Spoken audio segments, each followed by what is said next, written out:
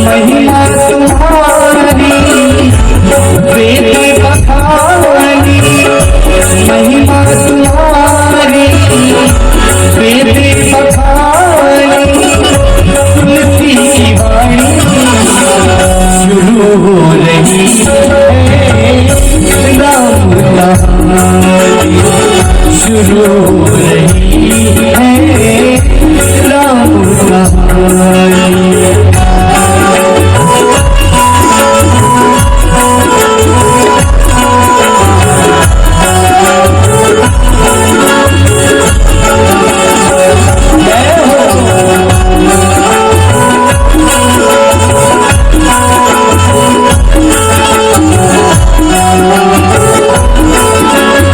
गुरुर्ब्रह्मा गुरुर्विष्णु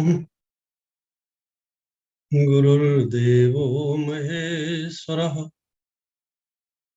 गुरुः साक्षात् परब्रह्म, तस्मै श्री गुरुवे नमः। माता रामो मत्पिता रामचन्द्रः, स्वामी रामो मत्सखा रामचन्द्रः, सर्वस्वं मे रामचन्द्रो दयालुः, नान्यं जाने नैव जाने न जाने। भजे ब्रजैकमण्डनं समस्त पाप खण्डनं, स्वभक्तचित्तरञ्जनं सदैव नन्दनन्दनं, सुपेच्छगोच्छमस्तकं सुनादवेणुहस्तकं, अनङ्गरङ्गसागरं नमामि कृष्णनागरं, मनोजगर्वमोचनं विशाललोललोचनं, विधूतगोपशोचनं नमामि पद्मलोचनं, करारविन्दभूधरं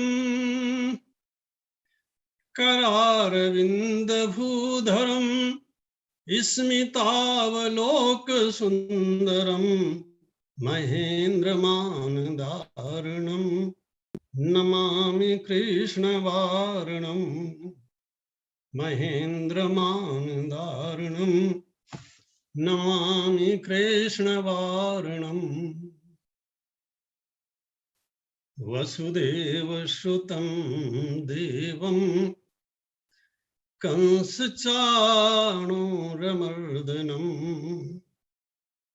देवकी परमानन्दं, कृष्णं वन्दे जगद्गुरुं।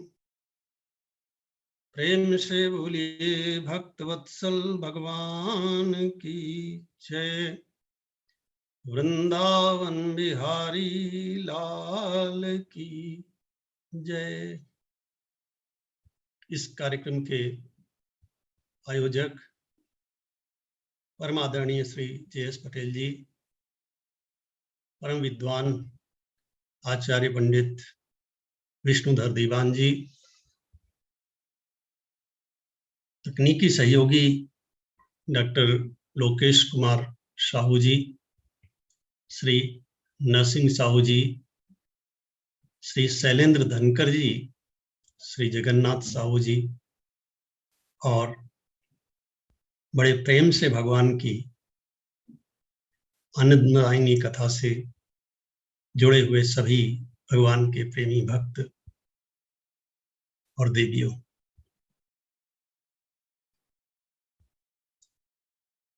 आइए, जो प्रवचन श्रृंखला चल रही है श्रीमद् भगवद गीता का योग और श्री रामचरितमानस का प्रयोग, इसके अंतर्गत आज का विषय है राम सुख बनाम काम सुख। एक और भगवान का आनंद है और दूसरी ओर विषय आनंद है।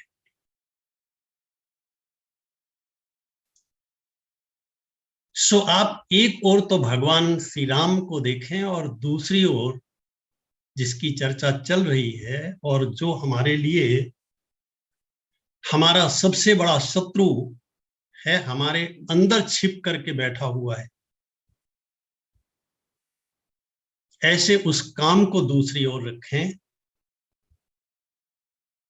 और दोनों को देखें कि दोनों में कितनी समानता है और कितनी भिन्नता है।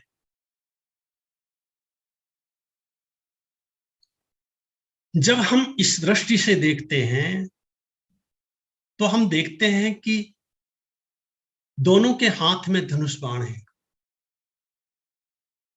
श्री राम जी के हाथ में भी धनुष बाण है और कामदेव के हाथ में भी धनुष बाण है। उसका एक नाम है पुष्प धनवा।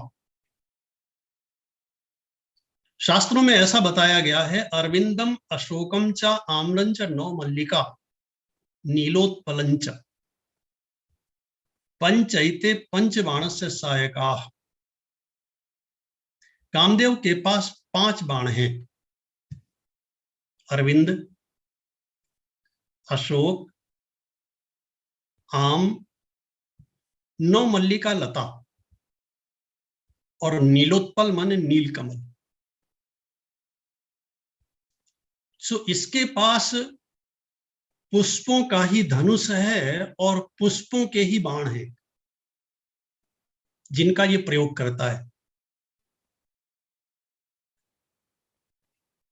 और राम जी तो सदैव धनुष बाण लेकर के ही रहते हैं।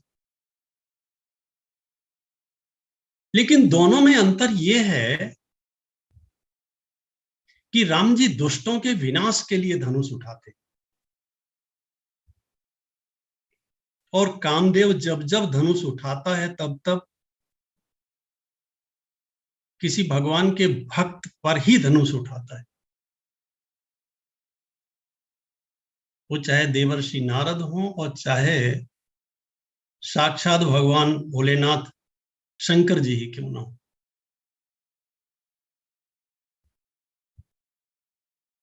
राम जी का धनुष उठता है तो निश्चर हीन करो मय भुज उठाए प्रणकीन। वो राक्षसों पर चलता है, दुष्टों पर चलता है, क्योंकि विनाशाय च दुष्कृताम, ऐसा भगवान श्री राम जी का धनुष है। और ये जो काम है, ये जब अपना धनुष उठाता है तो बड़ा विचित्र लगता है देख करके। देवर्षि नारद तपस्या कर रहे हैं, कामदेव का उनसे कोई लेना एक न देना दो।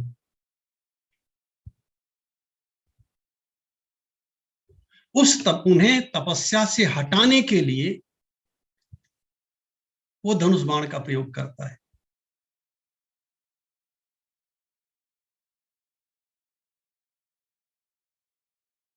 एक दुष्टों के संहार के लिए धनुष का प्रयोग करते हैं, दूसरा है संतों के ऊपर सदैव अपने धनुष को चढ़ाए रहता है। सो कभी कभी उसका पाला भोलेनाथ भगवान शंकर जी से पड़ जाता है। वे उसे उसकी औकात बता देते हैं। दोनों श्याम वर्ण के। श्याम वर्ण को कृष्ण वर्ण भी कहा जाता है और कृष्ण शब्द का अर्थ होता है कर्षयति आकर्षयति इति कृष्ण। दोनों में गजब का आकर्षण है। जिसने राम जी को एक बार देख लिया वो फिर उन्हें छोड़ नहीं पाया, और जब तक राम जी को नहीं देखा तब तक काम को नहीं छोड़ पाया। और सबसे बड़ी समस्या यही है कि काम छूटे तब श्री राम जी का दर्शन हो। काम का आकर्षण इतना प्रबल है, इतना प्रबल है कि गोस्वामी जी महाराज, काम का केवल एक ही शस्त्र है, काम के केवल नारी। और गोस्वामी जी महाराज तो चैलेंज के साथ एक बात कहते हैं, मृग लोचनी के नैन सर को अस, है कोई ऐसा माई का लाल, को अस लाग न जाए।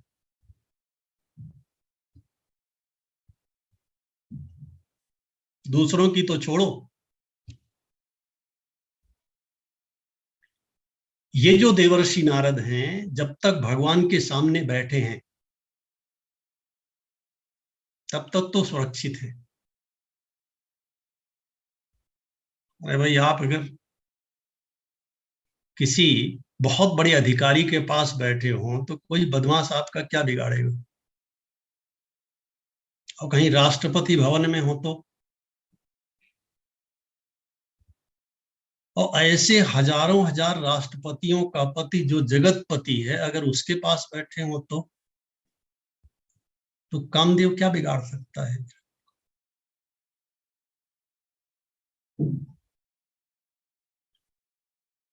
लेकिन देवर्षि नारद को भ्रम हो गया। जैसे ही नारद जी बाहर आए, उन्होंने देखा कि कामदेव साष्टांग उनके चरणों में पड़ा हुआ है।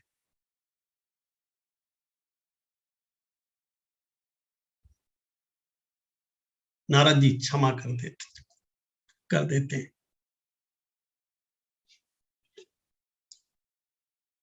सो कामदेव में गजब का आकर्षण है। इस आकर्षण से आज तक कोई बच नहीं पाया। तो क्यों नहीं बच पाया?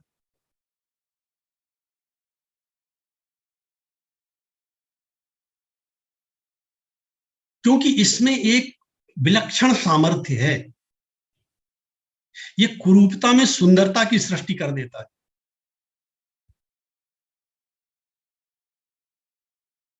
जहां सौंदर्य नहीं है,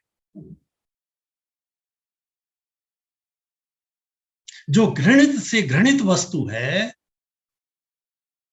उसे सुंदर बनाने की कला, उसे सुंदर बनाने का आर्ट कामदेव के पास है।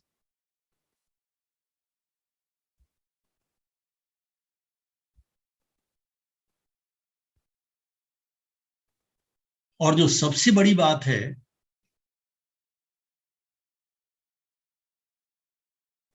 ये सुख देने वाला भी है। राम जी भी सुख देने वाले हैं, और काम भी सुख देने वाला है। और दोनों में अंतर क्या है? गोस्वामी जी महाराज कहते हैं कि जो आनंद सिंधु सुख राशि, भगवान कैसे हैं? आनंद के सिंधु हैं और सुख की राशि हैं। संसार में जितना सुख फैला हुआ है, जितना आनंद फैला हुआ है, उस आनंद सिंधु के एक बूंद का परिणाम है, एक बूंद के बराबर है। क्योंकि सीकर माने होता है एक बूंद। जो आनंद सिंधु सुख राशि, और करते त्रैलोक सुपासी। ऐसा है भगवान का आनंद, जो शास्त्रों में लिखा है। लेकिन अगर मैं आपसे पूछूं कि आपको कैसा लगता है कि सबसे बड़ा सुख और सबसे बड़ा आनंद कहाँ मिलता है, आपका अनुभव क्या बोलता है? तो आप क्या कहोगे? यही तो कहोगे कि महाराज लिखा होगा शास्त्रों में, हमें तो आज तक नहीं मिला।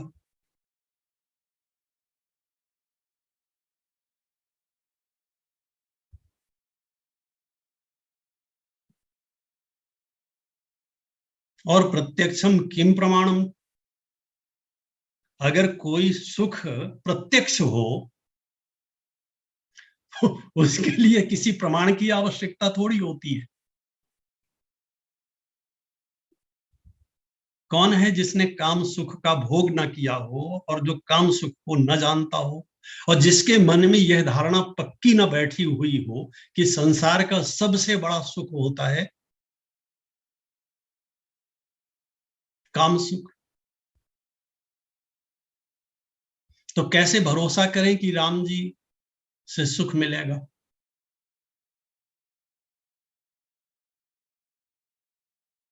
आज तक तो मिला नहीं।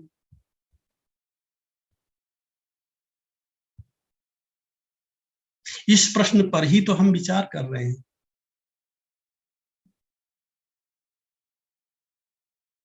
यह जो इतना थोड़ा सा विस्तार दे रहा हूं विषय को, केवल इसीलिए है कि यह बात ठीक से हमारे मन में बैठ जाए और हम इसे ठीक से समझ लें। अभी तो केवल ये देखें कि दोनों में समानता कितनी ज्यादा है। यह है तो नकली, लेकिन कैसा जबरदस्त नकली है, बिल्कुल ट्रू कॉपी। असली और नकली को समझना ही कठिन हो जाए। शास्त्रों में ऐसा लिखा है, इस सृष्टि की संरचना भगवान के द्वारा होती है, सृष्टि की संरचना राम जी करते हैं। आपको कैसे लगता है? सृष्टि किससे होती है? राम जी से होती है कि काम जी से होती है?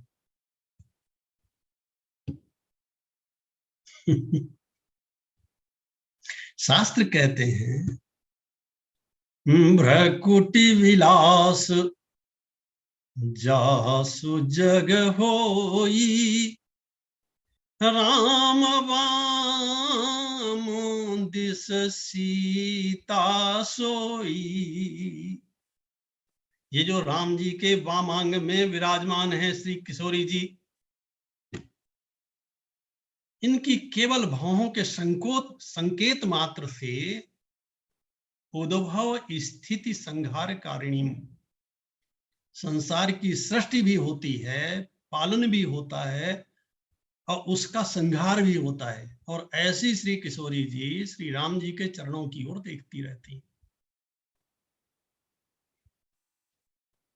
यतो वा इमानि भूतानि जायन्ते,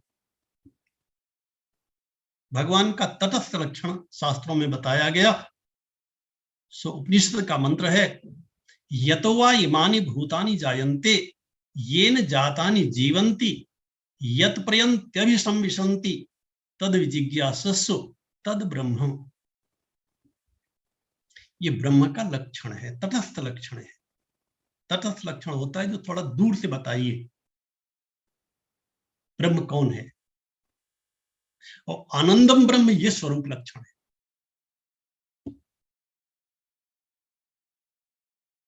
सो यतोवा इमानी भूतानि जायन्ते, जिससे ये सारे सृष्टि के जड़ चेतन पदार्थ उत्पन्न होते हैं, ये न जातानि जीवंती, और उत्पन्न होने के बाद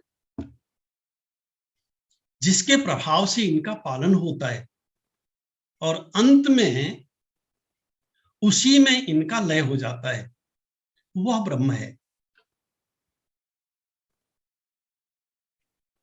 आपको कैसा लगता है? सृष्टि की उत्पत्ति किससे होती है? हमारी आपकी उत्पत्ति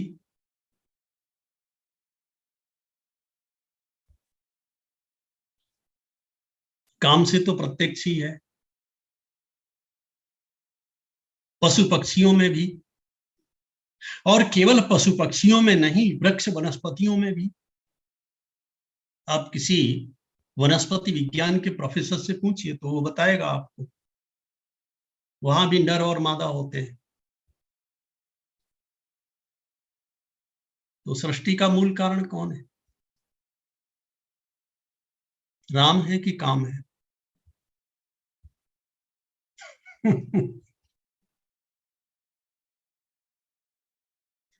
अच्छा, दोनों का हमारे मन से संबंध है।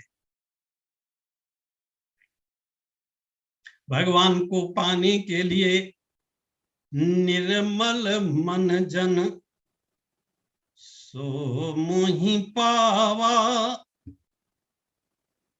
भगवान को पाना है तो मन का निर्मल होना आवश्यक है। काम कहता मैं निर्मल होने दूंगा तब ना। भगवान तो तब मिलेंगे जब मैं मन को निर्मल होने दूंगा। क्योंकि काम काम सब कोई कहे, बड़ा विस्तार है इस काम का। काम न जाने कोय, और जितनी मन की कामना काम कहावे सोए। इस काम से कैसे बचोगे?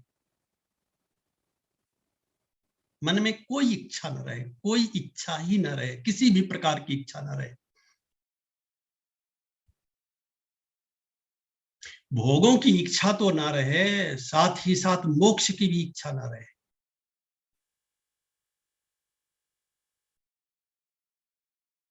बहन जी का एक प्रश्न है, भक्ति की इच्छा होनी चाहिए कि नहीं होनी चाहिए? हम कहते हैं नहीं होनी चाहिए।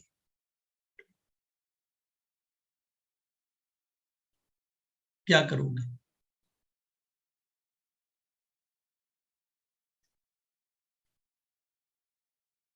पहले तो मन को खाली कर लो, सभी इच्छाओं से खाली कर लो। और जब मन खाली हो जाएगा तो भगवान कहीं बाहर से नहीं आना। भगवान कहीं बाहर भगवान गए नहीं है, वो तो उनके रहने का स्थान ही है। वो खुद ही आकर के विराजमान हो जाएंगे।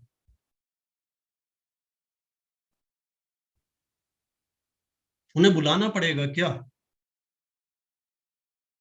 अगर हमसे भिन्न होंगे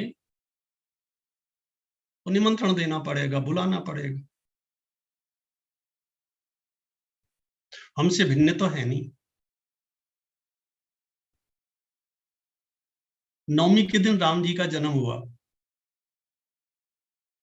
और अष्टमी के उत्तरार्ध में भगवान श्री कृष्ण का जन्म हुआ। और ये जो नवमी की तिथि है ये रिक्ता तिथि है। नंदा, भद्रा, जया, रिक्ता और पूर्णा 5 प्रकार की तिथियां होती हैं। रिक्ता माने होता है खाली।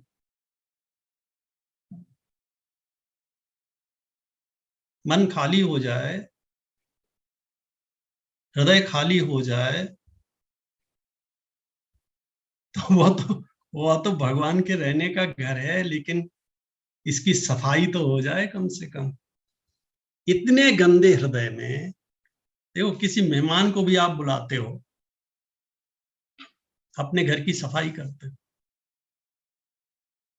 इतने बड़े बड़े लोग आने वाले हैं आज, 2-3 दिन पहले से सफाई करते। सारे संसार का स्वामी हमारे हृदय में रहने को चाह रहा है।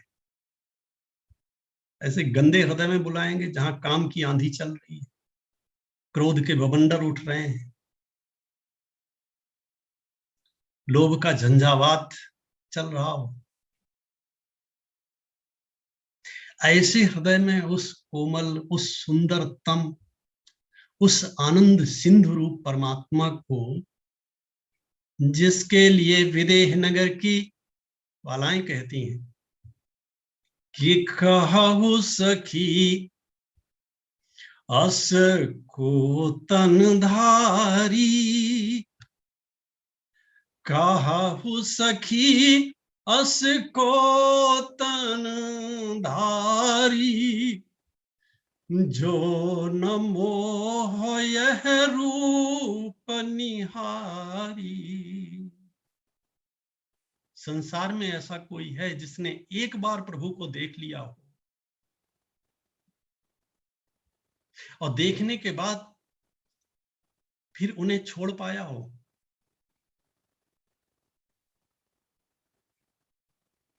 ये तो विदेहनगर की बालाएं हैं। खरदूषण ने जब राम जी को देखा था तो खरदूषण कह रहे थे कि हम भरी जन्म सुनहु सब भाई और देखी नहीं अस सुंदरताई। किसी ने कहा इन्हीं ने तुम्हारी बहन के नाक कान काटे। खरदूषण ने कहा छोड़ यार, क्या बेकार की बात लेकर के बैठ गए। यद्यपि भगिनी कीन्ह कुरूपा पे बधलायक नहीं पुरुष अनुपा। इन्हें देख करके तो ऐसा लगता है इन्हीं को देखते रहे। और एक बात बता दूं, संसार में कितना भी देख लो, ये जो नेत्रों की प्यास है ये तब तक नहीं बुझेगी जब तक प्रभु का दर्शन नहीं होगा। इसीलिए काकभूषण जी महाराज हाथ जोड़ करके लोमस ऋषि से कहते हैं, प्रभु आपका ज्ञान बहुत श्रेष्ठ है, मैं आपको सत सत वंदन करता हूं, आप तो मेरे ऊपर एक कृपा करो। लोमस ने कहा क्या? बोले भारी लोचन बिलो की अवधेशा तब सुनी हो निर्गुण उपदेशा। इन नेत्रों को जब तक परमात्मा का दर्शन न हो जाए, इन नेत्रों की सार्थकता क्या है?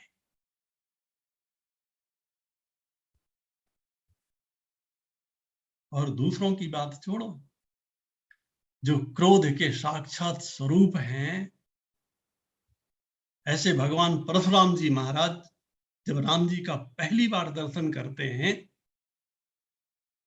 गोस्वामी जी लिखते हैं, राम ही चितय रहे थक लोचन, रूप अपार मार मद मोचन।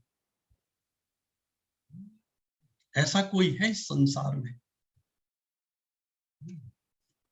ऐसा कोई नहीं है इस संसार में। सो दोनों का हमारे मन से संबंध है।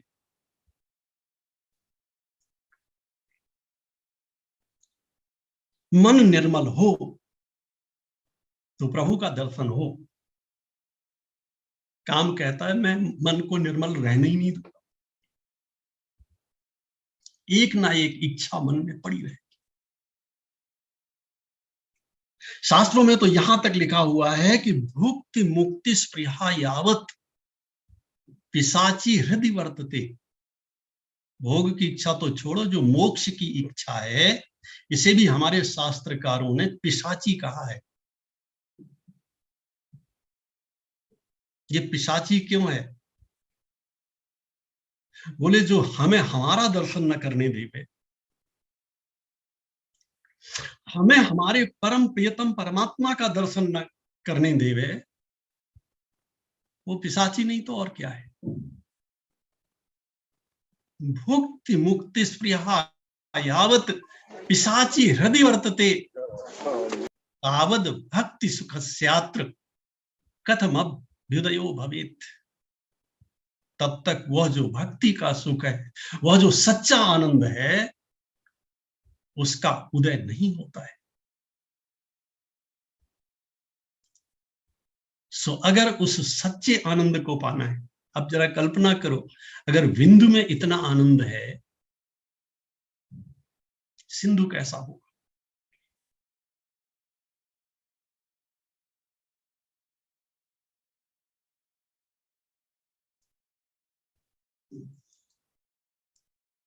सो एक बार ये कामदेव राम जी के पास पहुंच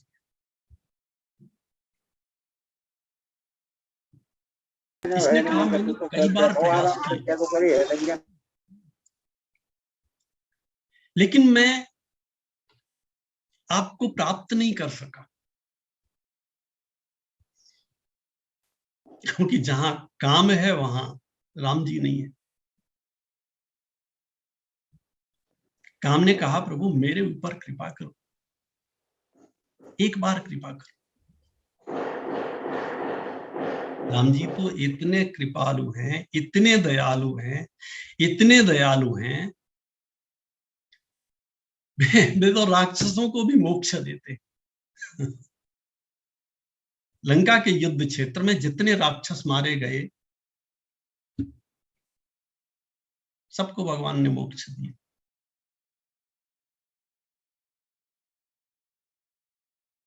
तो देवता पहुंच गए, उन्होंने कहा महाराज एक बात बता दो। बड़े बड़े ऋषि मुनि पहुंच गए, बोले एक बात बता दो, किस गुण के कारण आप इन्हें मुक्त कर रहे हो। राम जी ने कहा मेरा स्मरण करते हैं। बोले ये भी कोई स्मरण होता है? अच्छा किस भाव से स्मरण करते हैं? बोले बैर भाव सुमिरत मोहि निश्चर। भक्ति के 9 भाव होते हैं, ये कौन सा भाव है? देहि परम गति। भोले बाबा जब कथा सुना रहे हैं माता पार्वती को, तो इस प्रसंग को सुनाते हुए वे भाव विवल हो गए। मेरे प्रभु राक्षसों को भी मोक्ष देते।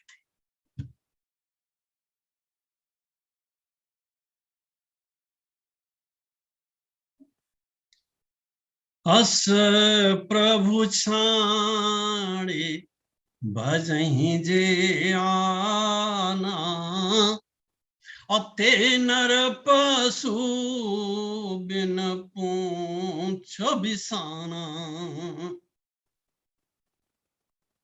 राम जी ने कहा तू हमारे भक्तों को बहुत परेशान करता है, तुझे अपने साथ ले तो सकता हूं थोड़ी देर के लिए,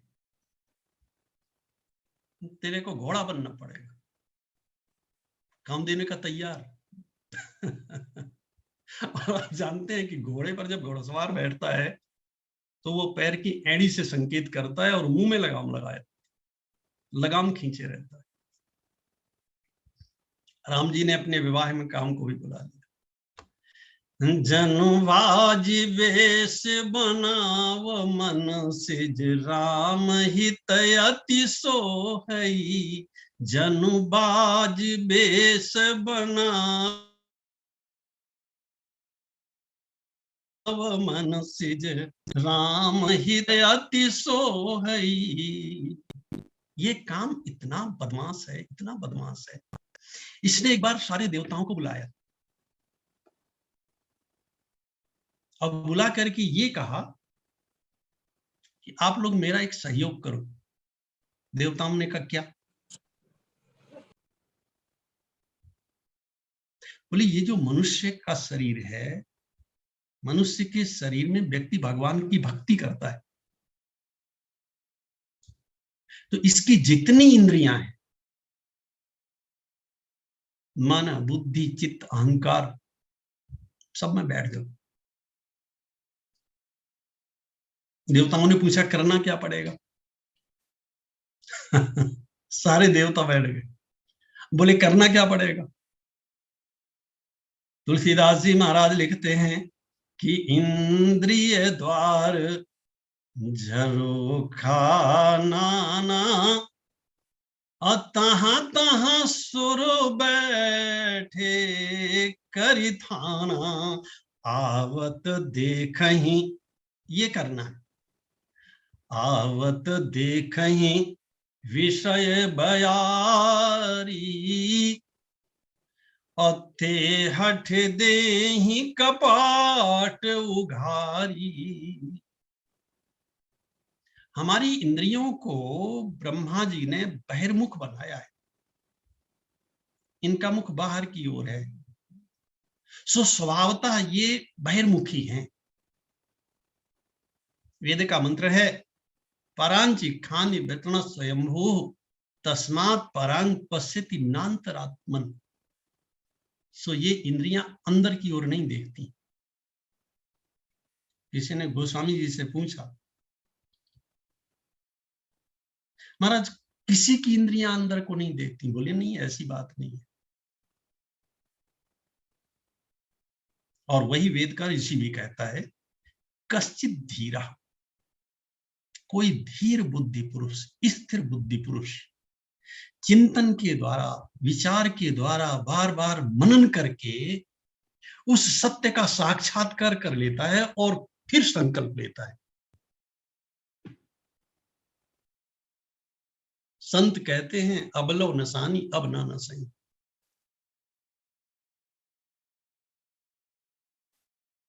और हमारे शास्त्रकार कहते हैं कि फिर वो ऐसा संकल्प लेता है कि बस आज तक मुझसे जो गलतियां हुई हैं, ऐसी गलतियां अब दोबारा नहीं करूंगा।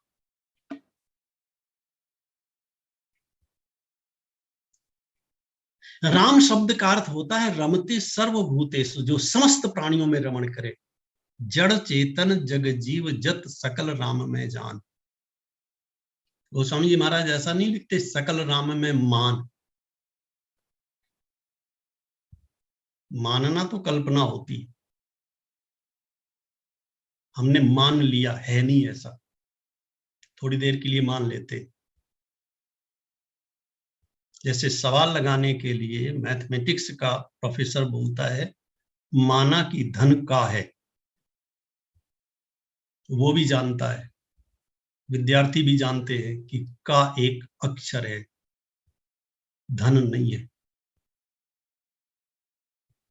मान्यता है। सारा संसार माना हुआ है। संसार की एक एक चीज मानी हुई है। जिस रुपया को हम और आप इतना परमानेंट मानते हैं और जिस पे बड़ा भरोसा करते हैं, ये भी एक सरकार के द्वारा मानी हुई मान्यता ही तो है। अगर रात में 8 बजे मोदी जी कह करके फिर से आकर के कह दें 2000 का नोट बंद, तो ये 2000 का नोट क्या हो जाएगा? अब कमरों में भरे रहिए, किस काम के? केवल 4000 रुपया आप बदल सकते हैं, तो 4000 आपके काम के अवशेष।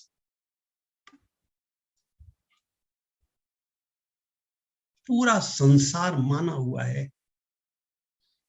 और राम जी जड़ चेतन जग जीव जत सकल राम में मान जानी, बंदों सबके पद कमल सदा जोर जुग पानी। ये सत्य है। सो रमते सर्वभूतेषु, समस्त प्राणियों में जो रमण करे वो भगवान, जो समस्त प्राणियों में रहे वो भगवान, वो राम। और काम कैसा है?